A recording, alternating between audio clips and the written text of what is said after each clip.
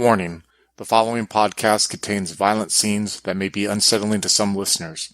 Listener discretion is advised.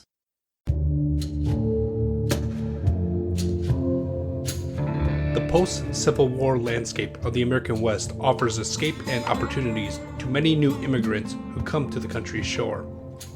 A few of them brave the journey to the camp town of Missouri Crossing, each looking for a new lease on life in the Dakota Territories. Join the settlers of Missouri Crossing, including Gregory Smith, played by Joaquin, Sister Margaret Miller, played by Monica, Bjorn Hagman, played by Chris, and Craig as the keeper of arcane lore, as we explore the horrors that await us on Down Darker Trails.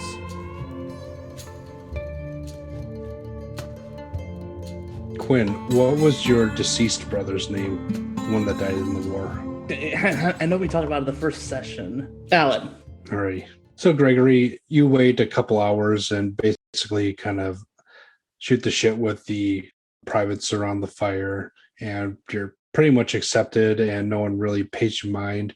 From talking with them, you get the idea that basically this little troop of the 7th Cavalry is out here, and it's really the only sort of recognizable like law enforcement in the area. But even that, like, they're mostly just spend their time going on patrols.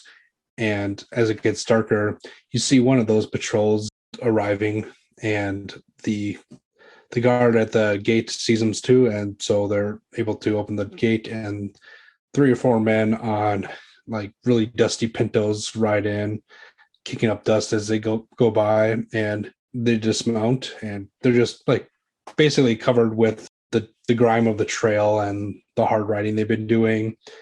They dismount and stand next to their horse until one man with just like this like bright red beard says dismissed, and after that they kind of like take off their hats and just kind of wipe their brows, and among them you see someone you recognize, a 25-year-old man named Georgie Smith. So I see you ran all the way out to the wilderness, and then you still can't get away from me. The man kind of like pauses for a second, and then slowly turns his head to the fire pit and says, "Gregory, you made it!" He starts to run over to you, but realizes that he's still holding onto the reins of his horse. So then his momentum is slowly arrested. Yeah, I'll get up and meet him like halfway. And he kind of gives you a big hug and like clasps arm on your shoulder. And he's quite a bit smaller than you and a couple years younger, but the similarities between the two of you are apparent. Yes. Oh man, where's Sam? Where's the kids? Well, I wanted to catch up with you first, so that would be quicker for me to just ride out here because we had just gotten to town earlier today. Oh, that's great. Where are you guys staying? Well, that's actually what I want. We got a little place. We got a little. I think near the park-ish area. We like our wagons. We sort of round them up. Oh, we don't really have an idea of where we're going to stay long term yet. Talk to you about Boss's livery. That'll do for short term. But wow, this is amazing. Did you bring the thing by chance? What was the thing I was supposed to bring? He asked for a bottle of rum. You might not have brought it with you, but you probably have it with the wagon.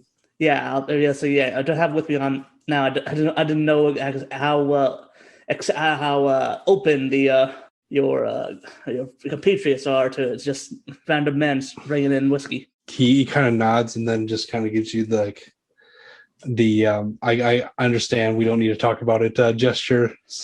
Okay. He's like, oh, that's wonderful. Did you get the whole forge out here, or like most of it? Luckily, we had a little bit of trouble, but luckily none of my stuff was really permanently lost at any point. Natives, animals.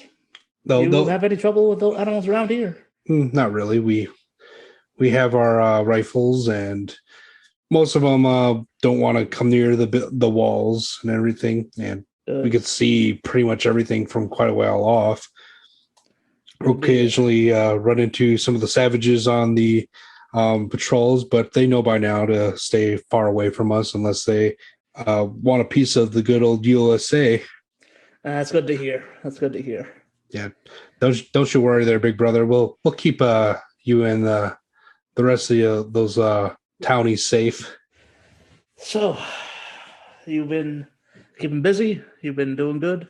Well, yeah, busy. There's not much to do out here, and it is a dry fortification, if you will. I gotcha. But I get a couple days off every fortnight, so usually go and try to make a couple more dollars cutting wood over at the lumber yard, or Jerry Saloon's the closest and the cheapest, but Silver Dollar is probably one of the better places. Oh, you should definitely try the stew if you ever go there. I'll see if I get some time in the next few weeks, but I imagine I'm going to be pretty busy. Yeah, so I'm curious. Like, you've been here a while, right? You see any like spots that you think would be good land for a little spot for me to? You got a couple choices. You could go into town where you'll probably have a lot more chances of getting business, but it'll cost you. Or you can go out a little ways, but then you might not get as much, but it'll definitely be cheaper. All right, yeah. If it was me, I'd try to go somewhere on the river, either by the coal mine or possibly by the lumber yard, and team up with some people at the mill. Could definitely, combine your crafts, if you will. Yeah, I was thinking about that. Yeah, good to hear. If you're looking into the horseshoeing business, maybe somewhere closer to the livery, but I don't know. You come a long way from making nails for Dad, eh? Indeed, I have. That was a long time ago. Long time ago. Anyway, so yeah, he's gonna continue to chat with his brother and see get some bit more details, and then he's gonna eventually gonna. Okay, what time is it? Like what time is it roughly? Like when it probably like 4. I mean, you could stay there, or you could probably make it back, but it'd probably be getting dark by the time you get back. Either way is fine. Yeah, definitely. I think he'll. That's the thing. Will he want to risk the journey, or will he want to stay behind some walls? Yeah, I think he'll want to risk it just so he can get back to his family and make sure they're safe. So, if you spend some time chatting with your brother, he regrets that he won't be able to spend a lot more time with you for a couple of days, but mentions that at the end of the week he'll have a couple of days off and should definitely go and pour one out for Alan at some point. I'll hold you to that promise. And I assume you're probably helping him brush down the horse and kick off his boots, and yeah, you're basically just kind of hanging out with him as he's coming off the patrol. But yeah, you spend some time with him, and then it's not too much of a hassle to make it back now that you know the way, at least. Yep, that definitely is a nice thing to know where you're going. And I imagine Gregory kind of likes the idea of being able to see things from approaching from at a distance. It probably has quite a impact on not freaking out as much. Yep, having big open prairies is always good for settling your nerves about something sneaking up on you. Yeah. So yeah, as you are arriving back into Missouri Crossing, you cross in the portion, and there's like a wooden sign on post saying Lewis + Clark at the place where you crossed over. And not far from that, there's it's sort of like a wagon, but it looks like a big canvas tent has been kind of stretched out and staked down with some poles, and a few people are paying 25 cents for a shot of whiskey at the tent. He'll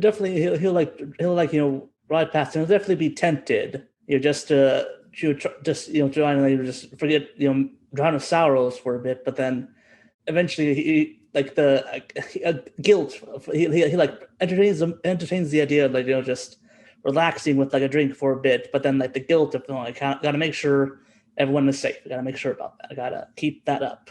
All right, Bjorn and Margaret, having taken care of Zeke and returned her to Little Mary, what are your plans? Margaret would just return the dog to Mary and then kind of meet up with Father Nas and, Sister Michael to see where they are on figuring out where they're going to set up, their permanent encampment, I suppose. And yeah, I guess just kind of have a chat, nothing really of consequence. Bjorn? I'm going to go to the Silver Dollar then. Once I drop her off, bring a book with me. Sure. Yeah. Are you still on your history book, or did you trade it with someone else? What is Bjorn reading now? I would say it's still the same history book because he hasn't done much reading in the last few days. Well, probably the last few months. You work hard all day, and by the time you're done working, it's dark out. For sure. Can't really spare lantern oil that often. Exactly. All right. So you head over to the large building, which was pointed out as the Silver Dollar. And at this time of day, it's probably getting past like 4 or 5. It's not quite dark yet, but it looks like it's getting there. You're at a much higher latitude than you had been in the past, but or in the past few months. But kind of being from Norway, you're kind of used to the cold at this point. And you do notice that a few people are starting to wear a little bit heavier clothes towards the end of the night than they were while they were walking around during the day. You walk up with the dirty pine wood boards to the front door, and you see like the two doors. You kind of like, they're literally saloon doors which push in and out on a hinge. And as you push through, you're immediately assaulted by many strong smells and a cacophony of growling and barking at you, and it's really, really loud barking. What's the source of the barking? You look around, and as you walk in, you're greeted by like a whole brace of these really, really short but really long dogs. You've never seen anything like them before. And they're just in the bar, or they're just in the saloon there? They're just running around the saloon, and they're barking at you as soon as you enter. I put my hand on my weapon for a second, just on the holster, like what the fuck, like holding my book, like looking around, like what is going on in here? As you do that, can you make me a psychology roll? 57 out of 50 fail. Yeah, people are laughing at you for some reason, but you're obviously not in on the joke. Yeah, I just kind of look. Are there a lot of people in here with the dogs? Yeah, there's people like lined up on the bar, which is basically new pine. The chairs are all wooden. There's not a whole lot of like metal or like fabricated accoutrement on the inside. There's like one small mirror and many glass bottles filled with some amber colored liquid. And you can smell in the distance like this big pot of something that's been bubbling around. And yeah, you have people playing poker and faro on various tables. You see a big staircase going up into the second story of the saloon in the background, and you see a few women with appearances not much better than yours, but significantly more feminine. I'm walking around. You see a man behind the bar who appears to be constantly filling glasses, and you see money changing hands all around, and just like everyone's kind of like taking stock of the new guy in town. Yeah, I walk up to the bar and I'm just trying to get the attention of the bartender to order a drink. It takes you a little bit to get there because like every time you walk around, like one of the dogs is kind of either trying to like bump into your leg or nip at you, and you see one of them even tries to like kind of hump your leg a little bit as you're making your way closer. With that, I just kind of kick it with my foot, like not trying to, to get it off of me. Right. Not like a hard kick, just like a shoe there. Yeah. Yeah. You kind of like spout something in Norwegian as you do that. And like people are just laughing at you. Yeah. I'm not getting too keen. You know what I mean? Like the vibe I'm picking up here is not one that I'm used to. You know what I mean? Where like places like this were more of a discreet, you know what I mean? Like a man could go and enjoy his pleasures kind of thing. So there's a second where I'm like thinking about walking out because I realize I'm not going to be able to sit here and mind my own business. Everything is out in the open. You're realizing like there's gambling, there's booze, there's, ladies of the evening. No one's trying to hide a single thing. Like there's just large amounts of cash just being passed back and forth. And like there's nowhere to yeah, exactly. Like there's places to sit, but you're always going to be up in someone's business. It seems like even though it's not even dark yet, that a good portion of the town is already here. Oh, I don't know. I'm like, my guy's even having second thoughts of turning around and walking out. You know what I mean? Because at this point, he's just like, this is not going to go how he wants. There's too much attention on him, you know, with all these people looking. And then he starts thinking about, well, there's Gregory's wife and my son, you know, and everything like that. So I make a note to myself, like, yeah, I'm going to come back here tomorrow during the day. I just kind of like turn around and walk out with my book, you know, just realizing just at this point, because my original intention was to go there and kind of like sit in the corner, read my, you know what I mean? Keep an eye on the comings and goings and just kind of like being discreet. But like everyone is like got their eyes on me right now. And I got dogs friggin' trying to hump my leg, you know, nipping at me and people laughing at me. Just kind of like you are laughed at as you like come in, and it's almost like you have the feeling like your metal is tested, and then like you're laughed out as you're coming through.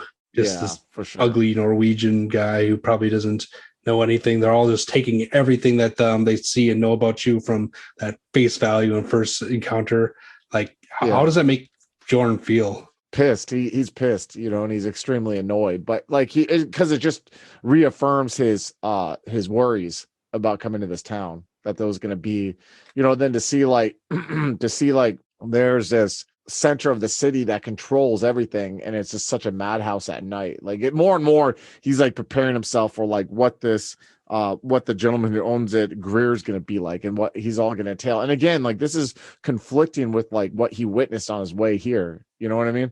Like where if that would never have happened out there, he wouldn't give a shit about what's going on in the bar. He would just get a piece of land and be left alone, you know? But now that like he's worried about like, oh, we got to worry about the innocent people here who don't know what's out there. What if things like that exist? You know, like it's so now he's like in this weird role he didn't want to be in, like almost in that corny Godfather 3. Like when I'm out, they pull me back in. Like he didn't want to be a lawman. He didn't want to be any of that shit, you know? So he's like got this really conflicted vibe right now, and so he's just like fuck this and just turns around and walks out, and in a way doesn't have the mental energy for it, you know, right now, you know. As you are walking out, you hear somewhere in the distance a gunshot go off outside of the saloon.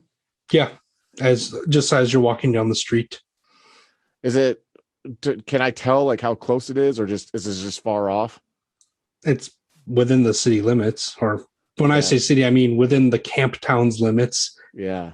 Jesus Christ. And I just kind of like shake my head. You know what I mean? And I just start walking back to where I'm at, you know, because I like, yeah, dude. Like, I'm just like, fuck. I don't have my horse. You know what I mean? I can't ride over there, but I'm stealing myself to like talk to Greg when he gets back and be like, we got to like get our shit settled here. We got to like, this place is wild, man, you know? Speaking of getting settled, what's Margaret been up to after dropping off little Zeke with Mary? She's just probably been chatting with Sister Michael and Father Nas, helping Father Nas in any way that she can to kind of unload the caravan wherever they need to.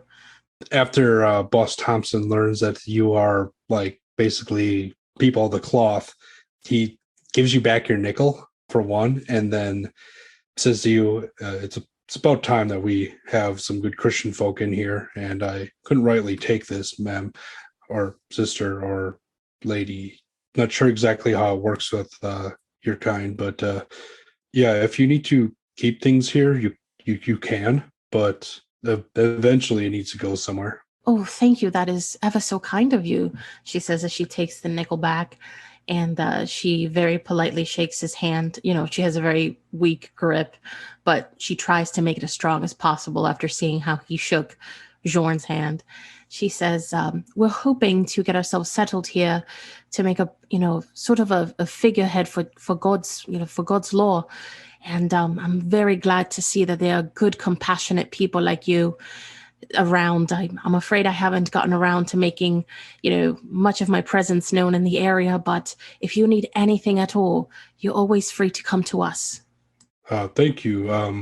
Been a while since we had any services, or I think you call them masses. Yes, that's right. One of the first things we'd like to do is, of course, set up Sunday Mass and set up a nice place for confession if anybody should need to. I'm not sure if you'll get any takers for the last one, but I'm sure people tend just to see what it's all about. Besides, you know, the whiskey and the work, there's not much else here.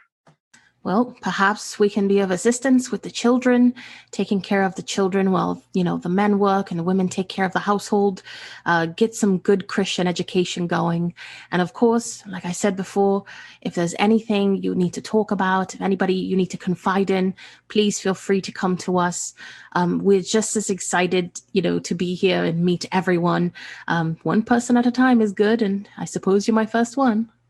Can you make me either a psychology or a spot hidden and tell me which? I did a spot hidden and I got a 15 out of 30.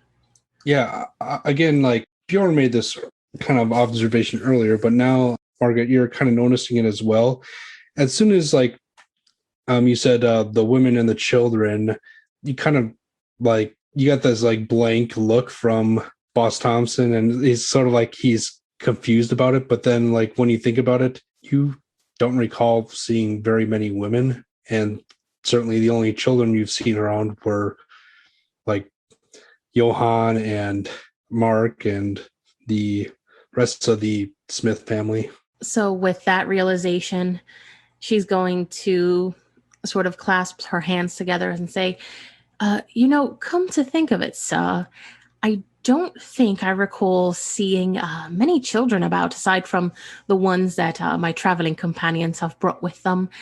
Do you have a local school where the children are, perhaps? Well, there's really been no need for that. There are a few women, but I mean, there any kind of blushes. They work, Mom. She looks a little surprised at that, and she says, working women? Do you mean assisting husbands with farm work or something of that nature, perhaps? You notice now that Sister Michael is going beet red next to you. And then it hits her, and she says, oh, my apologies, working women. And with that, she gets extremely red and uncomfortable, and she kind of nods and says, where are these types of women usually found, if I may ask?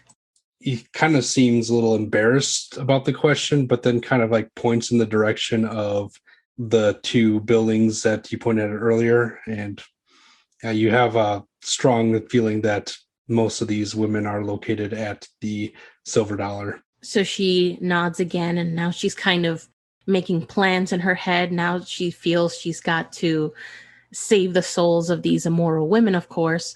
And she was already going to make her way over there. So this seems like, a perfect plan in her mind. She's going to go in there, save some souls, get information on this book, which, of course, clearly men who visit prostitutes would be the type of men who would have such inclinations to read about the occult. So she's feeling very excited now to just kind of part her way from Father Nas and Sister Michael and maybe do a little infiltration. So she gets this wry smile for a second, and she tries to hide it, but she just looks really kind of, chuffed with herself and says, well, I suppose if those are the women that are in town, it's a good thing there aren't many children, I suppose. Regarding the men in the town, though, are none of them married? Are they all just single men? I mean, I'm sure there's a few, but there's not a whole lot of combinations for the family type, if you understand what I mean. There's, the mine, and there's the lumber camp, but neither of those are incredibly inviting, if you understand. Definitely. I understand what you're saying. I really appreciate the information, so I know what parts of the town to perhaps keep myself away from. And, hopefully with time, once we've established ourselves, perhaps these women can turn a new leaf, so to speak, and start a new page in the chapters of their lives, perhaps as proper married women who don't have to resort to such type of work. And as you say that, in the near distance, you hear a gunshot ring out. When she hears that, she's going to jump, and her mind immediately goes to Bjorn, because presumably Gregory's not back yet. And she hears the gunshot. She starts to kind of worry that Bjorn has gotten himself in trouble. And she starts to look around. Where was that sound coming from? Can you make me another psychology roll, please? 57 out of 30. Did not make that. you're looking around, and you only known him for like a short time, but like Boss Thompson doesn't appear to be phased, but like Sister Michael is kind of is kind of ducking down and looking around, and she peers out the window, and there's a bit of confusion about what's going on right now. Would Margaret have any idea where Bjorn would have headed off once they parted ways? Chris, did you say where you were going? I don't see why not. You know what I mean? It wasn't like he was going there to get a whore. He was just going there to kind of like keep an eye and see how things were. So he probably would have said in passing, like he's going to check it out and see what the place is like. I guess you would know that maybe he was headed towards the Silver Dollar. And with that, she's going to look at the stable keeper and say to him, how are you not completely shaken up by that? Is it normal to hear guns going off in the middle of the afternoon? Sometimes. And then she sounds extremely nervous by that, because now she's sort of understanding what Bjorn and Gregory were trying to warn her about. And she says, is that how disputes are settled in this area? Sometimes, he says, and there's like a very dry smile, but he's not like the kind of smile that is indicating happiness, but just acceptance. That kind of runs a chill down her spine. And once again, she's worried that sound came from Bjorn. And now that Gregory isn't around to protect him or assist him, she's really feeling a little bit of panic. And she's going to nod and try to keep cool, pretend she's not as scared as she is. And she's going to ask, one more question, if you wouldn't mind, since I'm new. There's a place here called, I believe, the Silver Dollar that we were just discussing. Would you mind pointing me towards that direction? He kind of like indicates the direction and says it's the big one. Excellent. Thank you very much. And will I be seeing you on Sunday? Where will you be? And with that, she's going to see that as her perfect getaway. And she's going to say, well, Father Nas here is in charge of deciding where we finally settle. So if you will talk to him, I will be more than happy to see you on Sunday. For now, I just have to check on something. I'd have to check on one of our traveling companions. And she just kind of slips away and starts walking very hurriedly towards the Silver Dollar. Excellent. Gregory, you're riding a horse on the way into town, and there's a gun shop. Can you make me a horsemanship roll? Okay. Or ride a horse roll?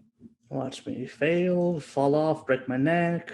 I was joking. 95 out of 15. Well, that's not a botch. So you do kind of like fall off when the horse rears, and you kind of land on your shoulder, but it's not really enough to take damage because you didn't botch. And luckily, Payday doesn't bolt. Okay. But you kind of dust yourself off, and you kind of miss what was going on, but in the distance you see two men arguing over what appears to be a third man who's now lying on the ground. Okay, so upon seeing that, Gregory, what's he gonna do? Does he recognize the men, or is he too far away? You've never seen these men in your life. Okay, I think he'll immediately try to grab some cover and just try to pull Payday along with him, just to get along the side of a building or something. Sure, you do that. There's not a whole lot of good spots, but you're able to kind of get behind a building that's partially constructed, and at least one of the four walls on the ground floor provides slight cover, and kind of peeking out from behind it, trying to get a better look at what's going on. When at this point, Bjorn, you kind of see a figure leading your horse go behind a building, and Margaret, you see Bjorn kind of headed away from the Silver Dollar towards this other direction. She's gonna pick up her pace, and before, when she was walking quickly, now she's flat out booking it, trying to chase after Bjorn and saying, Mr. Hagman, I heard what I think is the sound of a firearm. Are you okay? I for a second see her running at me. I look perplexed, and then I'm just like, Well, calm down. I think I saw Gregory over there with my horse. Listen, and I like look around, and I'm trying to read like the reaction of people in the street, like how they're reacting to the gunshot, because I'm assuming this is normal happenstance, you know. That seems like a psychology roll to me. All right, cool. I'm gonna go ahead and roll that. 77 out of 50 did not make it, but can I push it? I would like to push it. You can push it. Well, what sort of consequence do you think would be interesting if you fail this roll? If I fail it, I think I would look totally out of place like an idiot in the middle of the crowd. Even worse than like when I walked out there. I'd probably look like more of a jackass trying to like look all intently at what people are looking at. Sure. Yeah. Okay. Yeah. Which I don't know if I want to do this now, but it's worth it. It's 50-50 chance. Come on, pass. Oh, I fail it. God damn it, dude. 79 out of 50. Yeah. This weird, ugly Norwegian dude. Yeah.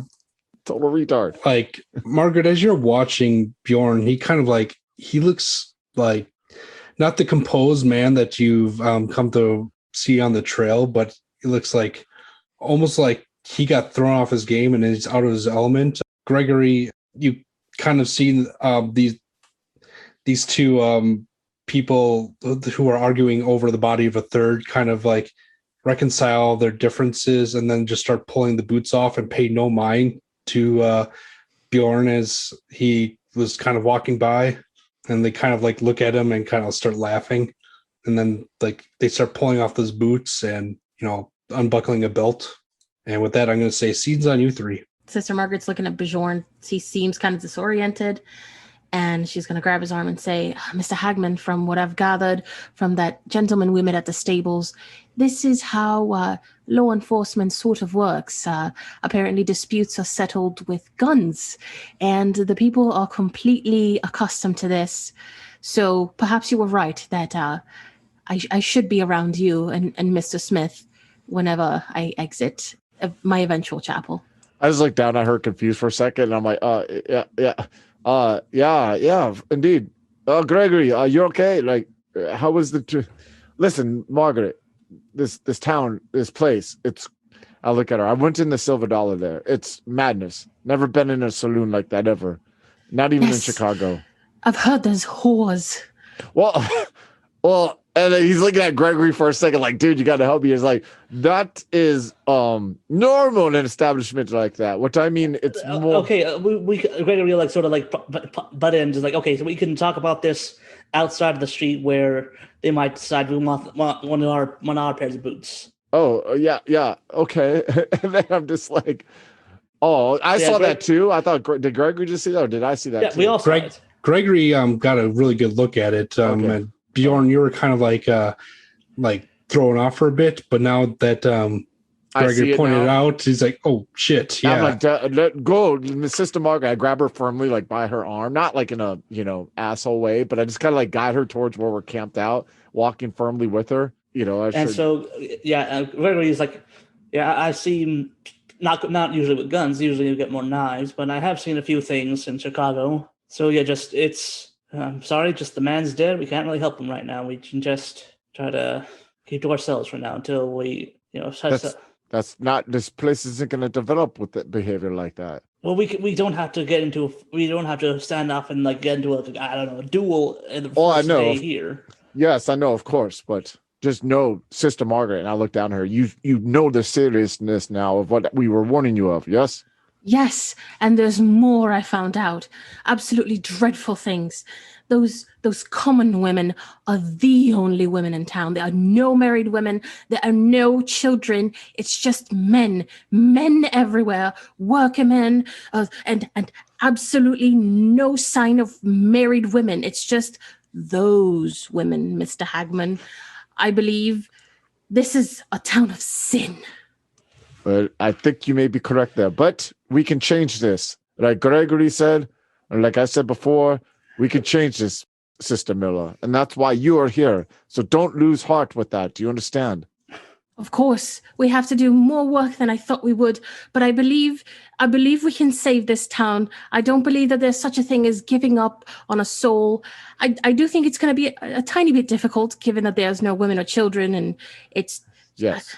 But Sister Miller, I'm worried about Sister Michael. What if they try something on her? Well, then we will watch out for them. Like I said, you will not go anywhere without a man, and she will not go anywhere without a man. But listen, Sister Miller, and I assume we're closer by our camp, and I say it when Gregory can hear. I'm like, we got to protect these people also, though, not from themselves, but from what is out there. That is what we spoke of before. Well, do we know that what we spoke of out there is here? And with that, she kind of remembers what she learned about the book from Mary, and she's going to keep that information to herself because she doesn't want Bjorn to go be a hero somewhere and get himself killed. She thinks she can handle the supernatural, but maybe he's not quite cut out for it. There is evil in this world. I have seen it. It's everywhere. Well, I think I appreciate that you're worried about myself and, Sister Michael, but frankly, with the characters that we've encountered so far, I'm more worried about, dare I say it, little Mary. Don't worry about her. I will make sure nothing happens to her. We will make sure nothing happens to Gregory. That's good to know. Good to hear. So I talked to my brother for a bit. We have some options where I could set up my forge for business, and if you want, I can help you rebuild your places near mine. But that's something we need to talk about with the rest. So let's get out of here and hope we can carve out a little bit of civilization in this place. Hunters Hunted 2 Corruption follows 4 hunters who have been plagued by the Supernatural Society and is a great place to start if you're looking for more games to listen to by Twin Cities by Night and you enjoyed Missouri Crossing.